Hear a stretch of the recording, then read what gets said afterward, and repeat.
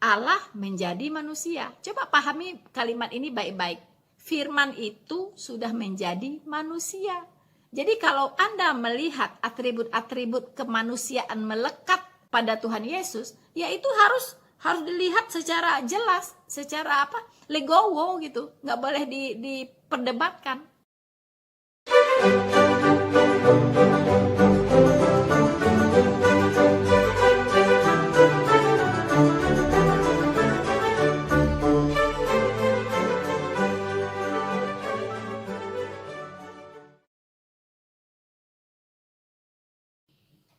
Halo teman-temanku dimanapun Anda berada, bertemu lagi dengan Rina Solihin dalam channel Rina Menjawab.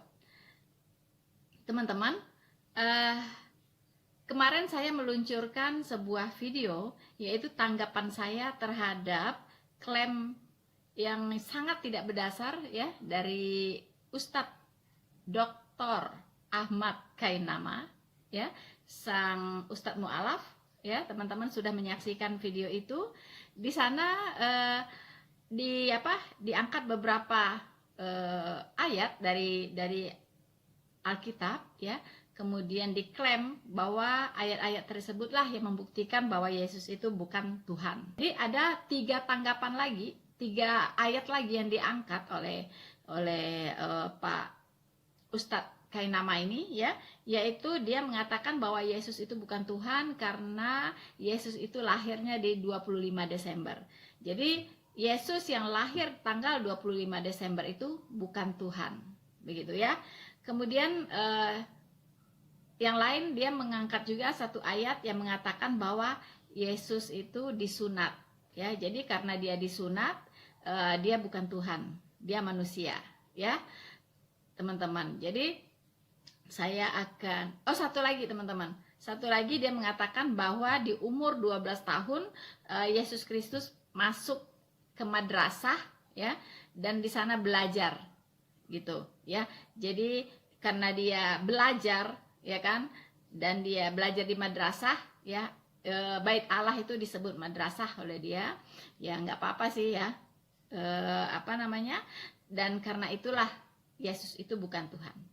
Dan saya harap teman-teman bisa kembali menyimak apa yang saya paparkan ini untuk menangkis serangan dari Ustadz Kainama ini secara alkitabiah tentunya. Tapi jangan lupa teman-teman saksikan dari awal sampai selesai video ini, karena banyak sekali hal penting yang bisa Anda dapatkan sebagai memperkaya pengetahuan kita semua tentang kebenaran firman Tuhan yang alkitabiah, ya. Dengan demikian kita bisa punya senjata, punya amunisi untuk menangkis semua serang-serangan yang diarahkan kepada kita sebagai umat Kristen, ya. Teman-teman jangan lupa untuk like, subscribe, dan share video ini, ya. Dan kalau ada iklan-iklan, please jangan di skip, teman-teman, ya. Untuk itu selamat menyaksikan. Teman-temanku yang terkasih, ayat-ayat yang diangkat oleh Ustadz Mu'alaf Kainama ini untuk membuktikan bahwa Yesus bukan Tuhan, itu lebih dari ada 10-an atau 11 ayat atau 12 ayat, ya. Kira-kira sebegitu banyak, ya. Dan itu dia bagi dalam 6 episode, ya kan? Untuk membuktikan bahwa Yesus itu bukan Tuhan, ya. Untuk itu saya minta teman-teman untuk bersama-sama kita melihat dan fokus, ya, bagaimana kebenaran itu firman Tuhan sendiri akan menyangkali, akan menangkis, ya, apa yang disampaikan oleh Ustadz Kainama ini, akan mematahkan argumen-argumennya, gitu ya, akan membuktikan kekeliruan dari pandangannya terhadap firman Tuhan, ya, atau pemahamannya terhadap firman Tuhan yang dia angkat dari Alkitab, ya. Oke teman-teman, satu-satu kita akan bahas, ya. Ayat rujukan Ustadz Kainama ini yang pertama adalah Lukas 2 ayat 6, ya, yaitu tentang kelahiran Tuhan Yesus, ya. Di Lukas 2 ini di situ dibicarakan bagaimana kondisi saat itu ya ketika Tuhan Yesus lahir. Nah, ya.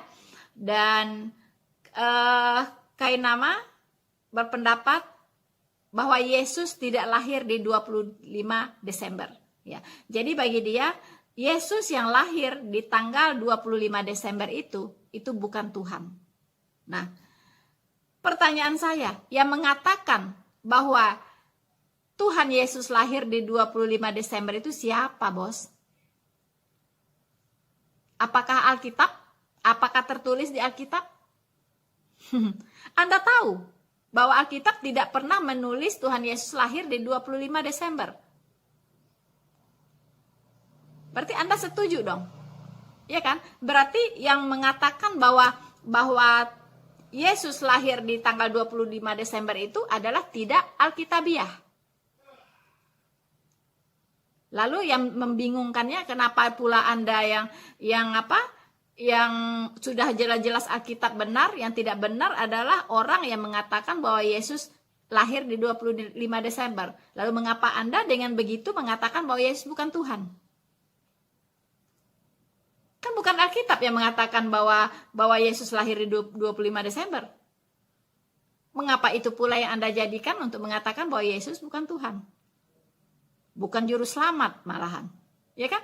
Bukankah malaikat yang datang kepada Maria yang mengatakan bahwa engkau akan mengandung dan akan melahirkan seorang anak, ya kan? Dan engkau akan menamai dia Yesus. Nah, waktu dia lahir pun malaikat juga mengumumkan telah lahir, ya, juru selamat Tuhan di kota Daud. Coba Anda lihat, baca ayatnya. Telah lahir juru selamat, Tuhan, di kota Daud. Itu malaikat yang mengumumkan saat Yesus Kristus lahir. Bukan manusia loh, malaikat dari sorga loh yang mengumumkan. Gabriel, pembawa berita ya, penyampai berita. Penyampai firman Allah. Dia yang mengumumkan bahwa yang lahir itu adalah juru selamat dan Tuhan di kota Daud. Mengapa pula Anda menyangkali bahwa Yesus itu bukan juru selamat dan bukan Tuhan?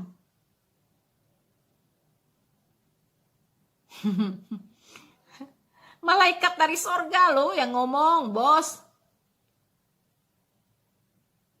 Masa orang yang hidup lahir kemarin sore bisa menyangkali itu? Ya kan? Dan ring 1 para rasul itu sudah memateraikan itu, sudah mencatat itu di Alkitab. Gitu. Coba dipikir ulang, ya. Nah, tapi bagaimanapun saya setuju, ya, bahwa Yesus Kristus itu tidak lahir di tanggal 25 Desember. Itu sangat tidak Alkitabiah kalau kita lihat hitungan dari Alkitab sendiri dan ciri-ciri alam yang ada di saat Tuhan Yesus lahir. Ya. Nah, bisa kita lihat, kita bisa menghitung sebenarnya, ya. Tuhan itu sudah memberikan peluang sebenarnya ya untuk kita bisa menghitung kapan Tuhan Yesus itu lahir menurut Alkitab. Cuman tanggalnya kita tidak bisa tahu, tidak diberitahu, ya. Tapi kalau bulannya kita bisa tahu. Dan pastinya itu bukan di bulan Desember. Ya, sesuai juga dengan fakta alam bahwa saat itu para gembala ya mengembalakan ternaknya di padang. Iya kan? Apakah mungkin di puncak musim dingin di Desember ada padang rumput? Yang ada mah padang salju ya. Dan boro-boro domba-domba bisa main di salju. Kedinginan mereka, pasti mereka di kandang, tidak akan main di padang rumput. Rumput juga pasti ketutup salju semua, gitu. Dan musim dingin waktu itu dingin sekali, gitu ya. Dingin sekali. Mungkin minus. Begitu. Jadi fakta Alkitab membuktikan bahwa itu tidak mungkin di Desember, di puncak musim dingin. Tapi lebih dari itu, mari kita hitung. Ada informasinya di sini, ya. Kita buka Lukas 1 ayat 26 sampai 31. Ini sekaligus saya memberitahukan ini kepada teman-teman yang mungkin selama ini belum pernah menghitung ya. ngeh ya dengan ayat ini, dan bahkan mungkin belum tahu begitu bahwa Tuhan Yesus itu sebenarnya lahirnya tidak di 25 Desember gitu. Itu ada cerita lagi kenapa kok sampai 25 Desember itu ditetapkan sebagai hari Natal. Itu ceritanya lain kali kita cerita ya. Ya, itu tidak alkitabiah, di luar kebenaran Alkitab. Begitu kan? Nah, jadi saya berangkat dulu dari apa kata Alkitab, ya kan? Lukas 1 ayat 26 sampai 31. Ya. Dalam bulan yang ke-6, Allah menyuruh malaikat Gabriel pergi ke sebuah kota di Galilea bernama Nazaret, kepada seorang perawan yang bertunangan dengan seorang bernama Yusuf dari keluarga Daud. Nama perawan itu adalah Maria. Ketika malaikat itu masuk ke rumah Maria, ia berkata, "Salam, hai engkau yang dikaruniai Tuhan menyertai engkau." Maria terkejut mendengar perkataan itu. Ya, lalu bertanya di dalam hatinya, apakah arti salam itu? Kata malaikat itu kepadanya, "Jangan takut, hai Maria, sebab engkau beroleh kasih karunia di hadapan Allah. Sesungguhnya engkau akan mengandung dan akan melahirkan seorang anak laki-laki, dan hendaklah engkau menamai dia Yesus." Ya, ia akan menjadi besar dan akan disebut anak Allah yang maha tinggi. Ya. Jadi ini informasi tentang anak yang akan dikandung oleh Yesus Kristus, oleh Maria, dan namanya pun itu sudah dibawa dari sorga, yaitu Yesus.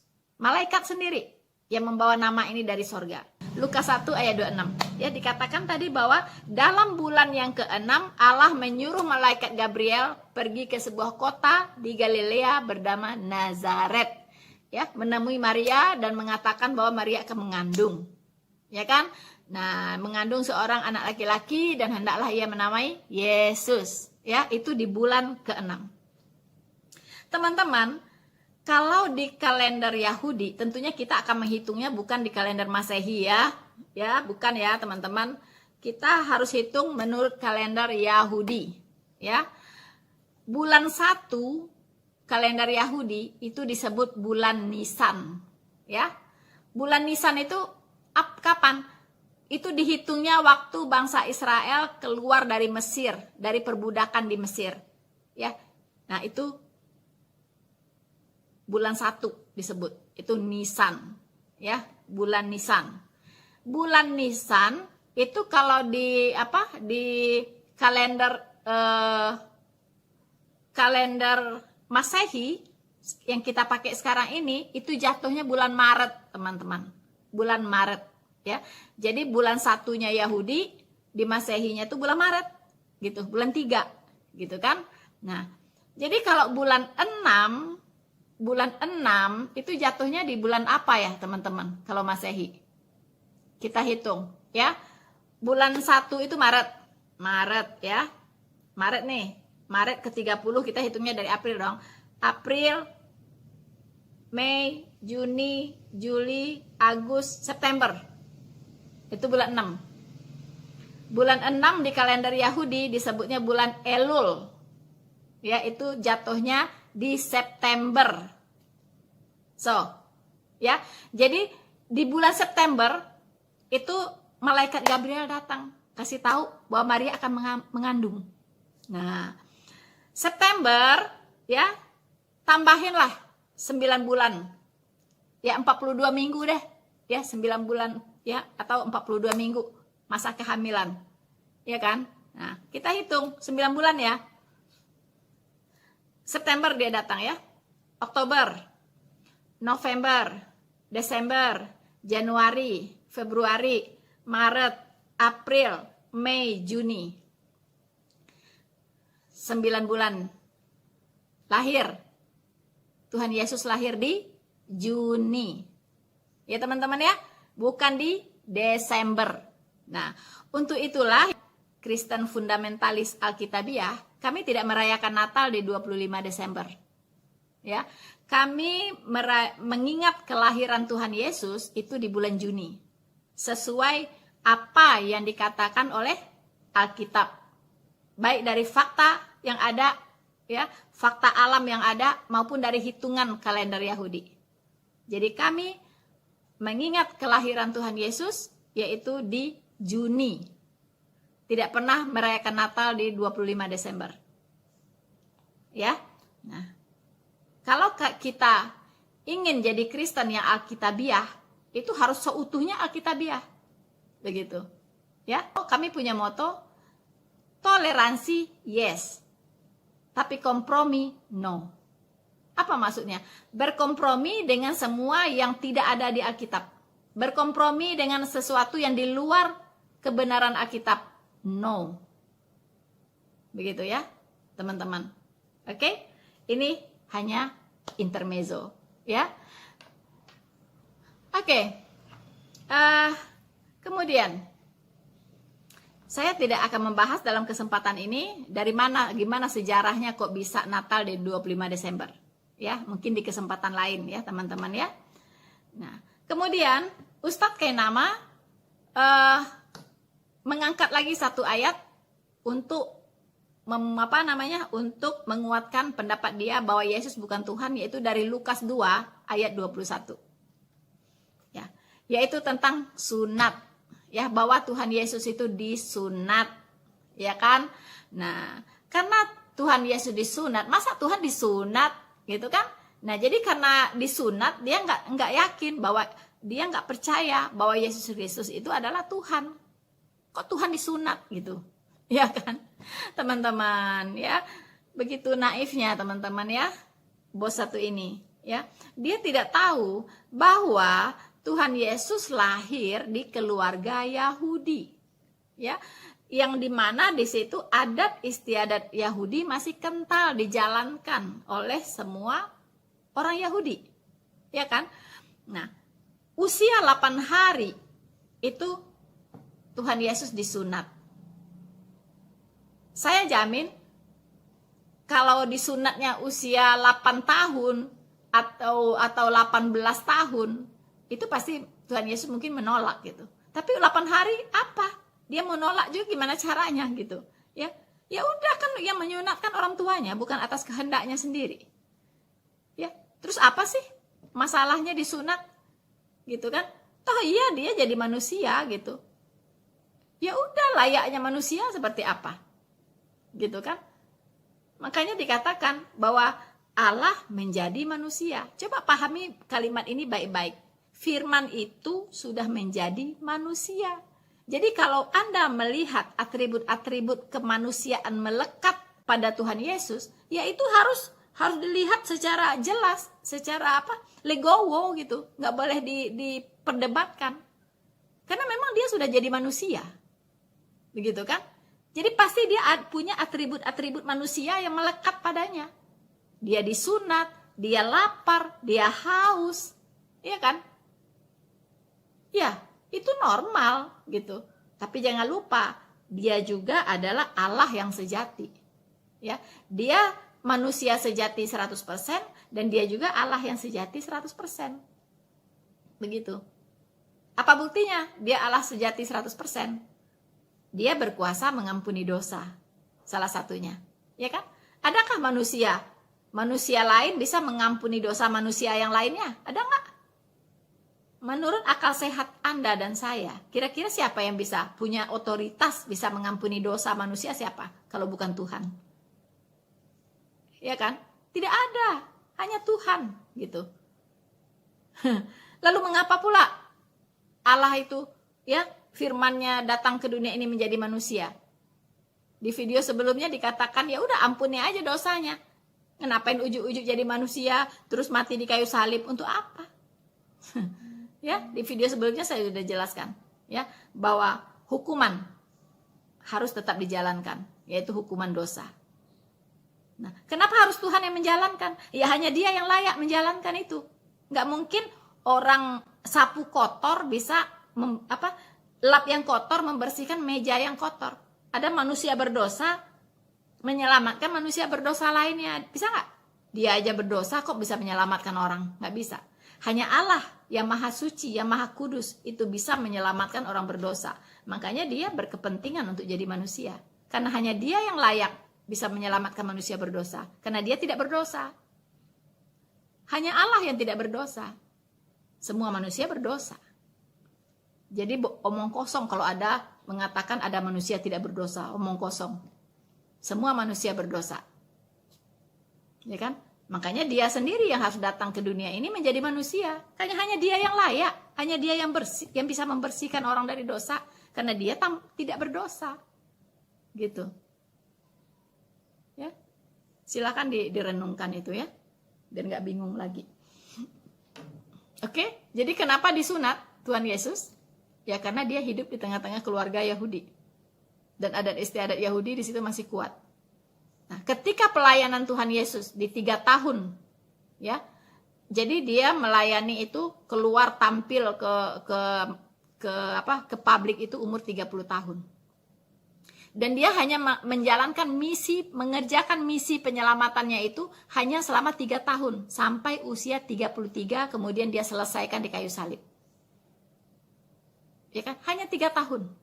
Nah, selama 3 tahun itulah dia mengobrak-abrik adat istiadat Yahudi. Ya. Nah, ini juga yang membuat orang Yahudi marah. Begitu. Dan sampai menyalibkan dia. Dan memang dia datang untuk disalibkan sebenarnya. Ya kan? Tapi itu jalannya gitu ya. Dia obrak-abrik, hari Sabat dia obrak-abrik. Ya kan? Tradisi Yahudi di hari Sabat tidak boleh ada kegiatan apa-apa. Tapi Tuhan Yesus menyembuhkan orang sakit di hari Sabat. Semua diobrak-abrik. Termasuk bersunat. Ya kan?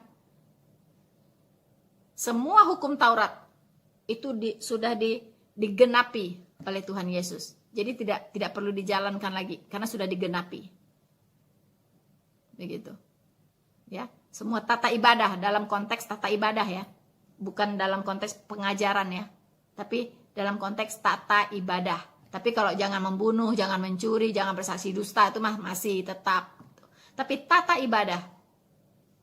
Ya, mengudus-nguduskan hari gitu kan. Hari ini hari baik, hari ini hari nggak baik itu nggak ada lagi. Sunat, ini nggak bersunat, ya kan? Nah, itu nggak lagi. Karena ibadahnya sudah berpindah dari ibadah dalam roh dan kebenaran, bukan ibadah jasmaniah lagi. Gitu. Ya, saya sudah bahas ya di video saya sebelumnya. Kalau masih yang kurang paham silahkan dilihat di sana. Jadi sunat itu adalah tradisi Yahudi. Ya, mengapa orang Kristen tidak bersunat? Karena kita sekarang beribadah di dalam roh dan kebenaran. Seperti itulah yang dikehendaki oleh Bapa di sorga. Bahwa Bapa menghendaki ya penyembah-penyembah yang demikian. Yaitu beribadah di dalam roh dan kebenaran. Bukan beribadah lagi secara fisik. Secara fisik. Tidak. Jadi sunat hari ini adalah sunat hati. Bukan sunat vogel, apa ya? Burung, bukan. Ya. Tapi sunat hati. Hati Anda tuh yang harus disunat dari kemunafikan ya, dari kemarahan ya, dari caci maki, dari fitnah dan sebagainya. Itulah yang harus dibuang, yang harus disunat hari ini. Ya. Oke. Lanjut. Kemudian Ustadz Kainama juga mengangkat Lukas 2 ayat 46. Dia mengatakan bahwa di usia 12 tahun Yesus pergi belajar. Ya, kalau di ayatnya dibilang dia masuk ke bait Allah. Ya kan? Dia masuk ke bait Allah. Ya kan? Dia di sana duduk, dia mendengarkan orang pengajar-pengajar di situ ya, kayak pemuka-pemuka Yahudi, ya kan, itu mendengarkan mereka berbicara seperti apa. Nah, Ustadz Kainama mengatakan bahwa dia belajar di madrasah. Ya, oke lah, anggap aja lah bait Allah itu madrasah, yes ya. Terus pemuka-pemuka Yahudi, ya kan, diterjemahkan di Alkitab Lai bahasa Indonesia itu sebagai alim ulama. Ya oke lah, enggak masalah karena yang menerjemahkan itu juga terpengaruh Islam mungkin ya. Oke. Enggak masalah, itu tidak urgent untuk diperdebatkan ya. Tapi yang dilupakan bahwa ya Tuhan Yesus di situ bukan sekedar hadir di bait Allah dan dia tidak belajar ya. Ini harus harus dikoreksi ya, pendapat dari Ustadz Kainama ini, bahwa Tuhan Yesus masuk ke Bait Allah itu tidak belajar. Bagaimana Tuhan belajar? Tuhan belajar dari siapa? Ya. Tapi dia duduk di situ mendengarkan tuh, ya, mendengarkan pemuka-pemuka Yahudi itu berbicara, mendengarkan apa yang mereka ajarkan, begitu. Dia hanya mendengarkan saja, gitu. Kemudian Tuhan Yesus mengajukan pertanyaan-pertanyaan, ya. Dia mengajukan pertanyaan-pertanyaan yang membuat orang-orang yang hadir di situ tercengang-cengang dengan kecerdasannya, ya. Mungkin Anda tidak membaca ayat ini ya, Ustadz Kainama, ya, tapi inilah poinnya, gitu. Bukan dia belajar di madrasah, no, nggak ada, itu nggak ada. Belajar di madrasah, bagaimana Tuhan kok belajar? Justru Anda harus belajar, karena dia adalah guru, ya kan? Tuhan Yesus mengatakan, belajarlah daripadaku, karena aku lemah lembut, ya kan? Belajar dari Tuhan Yesus, bukan Tuhan Yesus belajar dari manusia, gitu. Anda salah. Ya, mari kita lihat Lukas 2, ya. Lukas 2 ayat 45. Ini ceritanya waktu itu dalam perjalanan ya, dari Yerusalem ke Nazaret, ya kan? Nah, jadi ada acara di Yerusalem itu, kalau nggak salah itu. Jadi Maria, suaminya, kemudian Yesus itu pergi ke Yerusalem untuk menghadiri acara itu, ya. Kemudian pulangnya Tuhan Yesus hilang, gitu. Hilang kemana ya? Dia menghilang dari konvoyan itu ya, mungkin rame-rame pulang kan, berarak-arak begitu ya. Atau dia hilang gitu. Kemudian dicari, akhirnya ditemukan, ternyata dia ada di Bait Allah, gitu kan. Nah, saya baca ya ayat 45-nya. Karena mereka tidak menemukan dia, mereka ini adalah Maria dan suaminya, ya. Karena mereka tidak menemukan dia, kembalilah mereka ke Yerusalem sambil terus mencari dia, ya.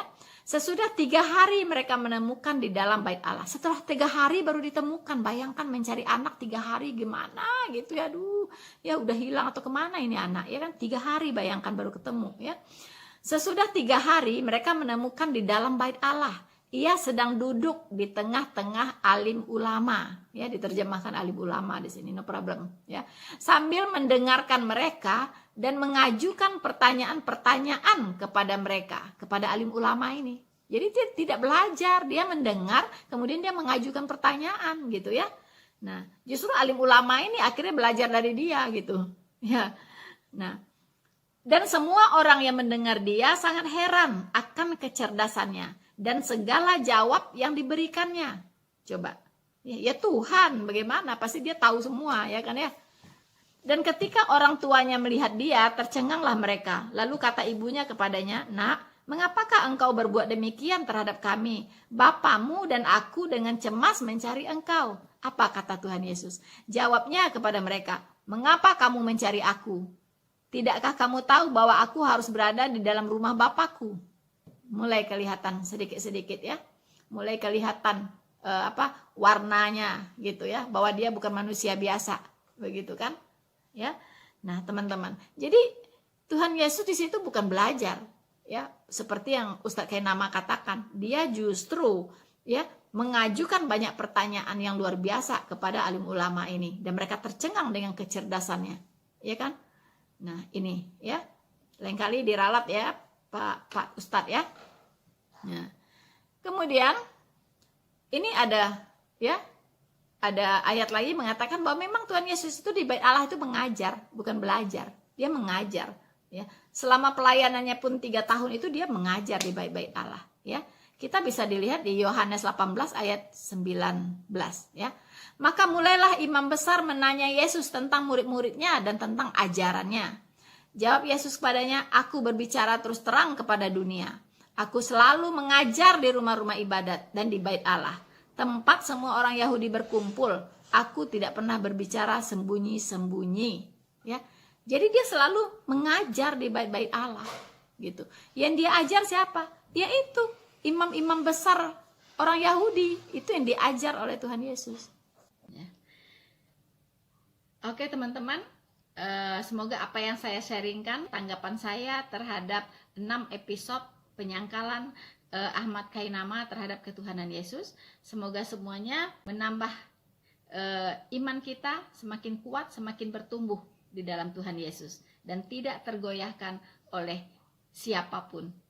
Ya teman-teman, untuk itu terima kasih untuk Anda semuanya yang sudah mendukung channel Rina Solihin, dan saya harapkan ya kerjasamanya untuk like, subscribe, dan share video ini. Jangan lupa komen Anda yang luar biasa, dan terima kasih semuanya. Tuhan Yesus memberkati kita. Maranatha.